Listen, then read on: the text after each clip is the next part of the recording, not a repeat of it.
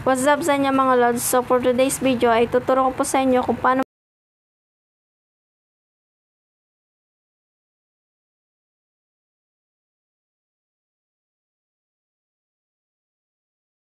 ay isang risky application ya Curistaker ka para sa ito.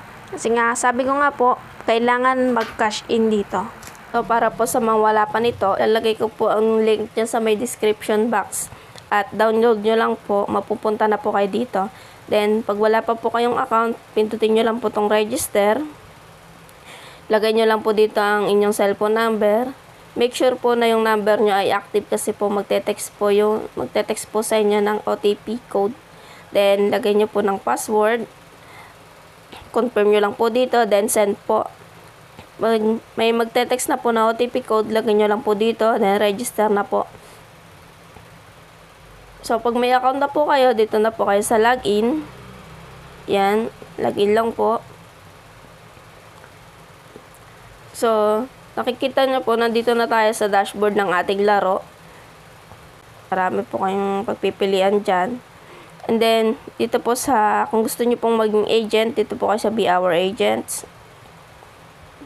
Ayan, maganda po ang bigayan ng commission nila dito. Kasi kung ikaw to, si me, na-invite mo to si A, may commission ka dyan, tapos invite niya si B at si C, meron ka din po dyan commission. So, magandang mag-agent dito. Para po sa mga first cash in po, dito sa first top up. Eto po. Meron po silang first top up offer. First top up niya po ng 100 plus or 100.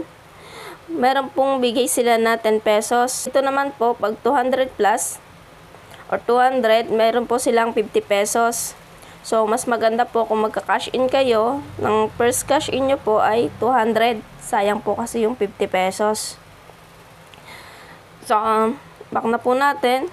So, dito na po kayo magka-cash in sa may wallet. Ito po. Ang minimum cash in po nila is 100, then maximum po nila ay 30,000. So, magka-cash in po ako ngayon dahil first cash in ko po dito sa account ko na to. Dito po ako sa 200. Sayang po kasi yung 50 pesos. Mag-cash in na tayo. Yes lang po. Ito po yung number ng papasahan natin. And then, yan po, diba, 200 lang yung kinash in ko. And then, nandyan na po yung 250. Nandyan na po yung 50 na binigay nila. So, copy lang po natin yan. And then, punta na po tayo sa ating GCash account. So, mga lods, nandito na tayo sa ating GCash account. Send money. And then, express send po. Paste nyo lang po dito yung kinapi nyo mula dun sa laro.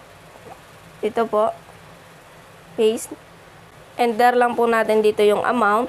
200. Yan po. Then, next na po.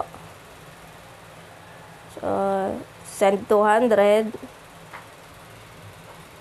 Screenshot din po natin tong resibo para po pag hindi dumating yung ating cash in, ay mahahabol pa po natin yan.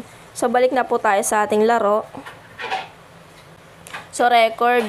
Tingnan natin sa record. So, eto po, dumating na. Tingnan yung 250. So, diba? Pwede na po tayong maglaro dyan.